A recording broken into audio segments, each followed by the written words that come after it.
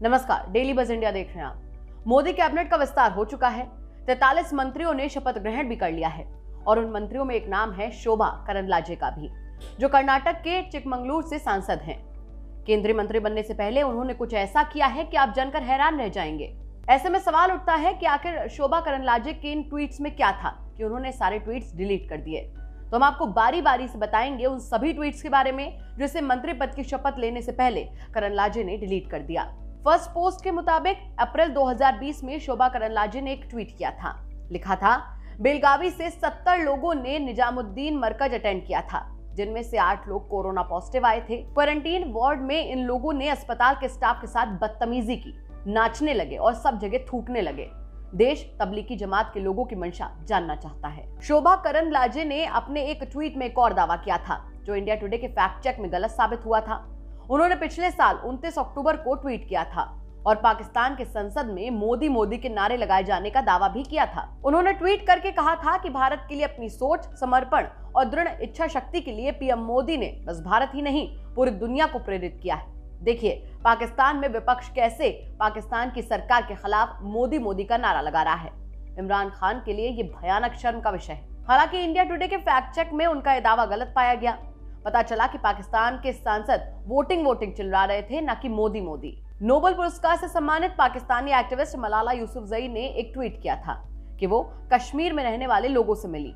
अपने कई सारे ट्वीट में मलाला ने कहा कि उन्होंने यूनाइटेड नेशंस जनरल असेंबली से मांग की है कि कश्मीर में शांति की स्थापना की जाए। मलाला के इस ट्वीट पर शोभा करंदलाजे ने ट्वीट किया और कहा कि वो पाकिस्तान में रह रहे अल्पसंख्यकों के साथ समय गुजारे, अल्पसंख्यक लड़कियों के धर्मांतरण और उनके खिलाफ हो रहे अत्याचारों के खिलाफ आवाज उठाएं।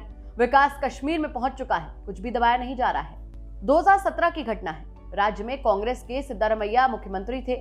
होन्नावर में कक्षा 9 में पढ़ने वाली एक लड़की के साथ हिंसा की खबरें आई।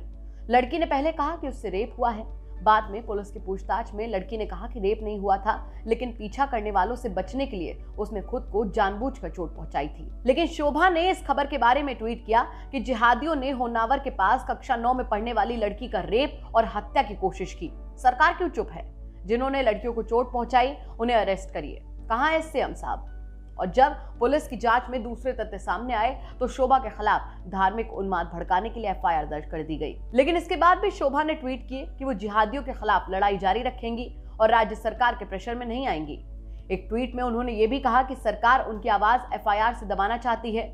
उन्होंने आरोप लगाया कि सिद्धारमैया सरकार जिहादियों को बचा रही है। 26 मई 2019 को शोभा ने ट्वीट किया कि बेलगावी में रहने वाले 19 साल के बच्चे शिवू ऊपर की गौ तस्करों ने हत्या कर दी और बस स्टैंड में उसकी लाश टांग दी। शोभा ने कहा कि शिवू की बस इतनी गलती थी कि वो गौ तस्करों से गाय को बचाना चाह रहा था, लेकिन जांच में बात सामने आई कि शिवू ने खुदकुशी ही की थी। 17 जनवरी 2020 के दिन शोभा सीए जनजागरण रैली आयोजित कर रही थी। कार्यक्रम की तस्वीरें उन्होंने शेयर की, लेकिन रैली के बैनर में भारत का गलत नक्शा बना हुआ था। कश्मीर का हिस्सा पाकिस्तान के अधीन था। कई लोगों ने इसे चिन्हित किया, लेकिन शोभा ने इसे नहीं हटाया। अब ये ट्वीट भी उनकी टाइमलाइन पर नहीं है। एक अखबार की कटिंग ट्वीट करते हुए शोभा ने लिखा था, केरल जिहादियों का गढ़ बनता जा रहा है। पलक्कड़ के रहने वाले मोहम्मद कुट्टी को एक पैरेलल टेलीफोन एक्सचेंज चलाने के लिए अरेस्ट किया गया है। कहा जा रहा है कि इसका उपयोग भारत के बाहर बिना किसी ट्रेस के संपर्क करने के लिए किया जा रहा था। पिनराई विजयन जागिए। वहीं एक और ट्वीट में शोभा ने कहा था कि केरल कश्मीर बनाया जा रहा है। इसमें शोभा ने दावा किया था कि केरल में जो हिंदू सीए और एनआरसी का विरोध नहीं कर रहे हैं, उनकी पानी की सप्लाई रोक दी जा रही है। ऊपर हमने आपको जिन ट्वीट्स के बारे में बताया है, उन सभी ट्वीट्स को शोभा ने मंत्री पद की शपथ लेने से पहले डिलीट कर दिया है। अब लोगों का तो यही कहना है कि आखिर शोभा को कैसा डर सता रहा है कि उन्हें ट्वीट्स डिलीट करने पड़े। आपको हमारी खबर कैसी लगी हमें कमेंट सेक्शन में जरूर बताइए। साथ ही साथ हमारे चैनल को सब्सक्राइब कीजिए और बेल आइकन जरूर दबाइए ताकि दिन भर की बड़ी खबरें आपको मिलती रहे।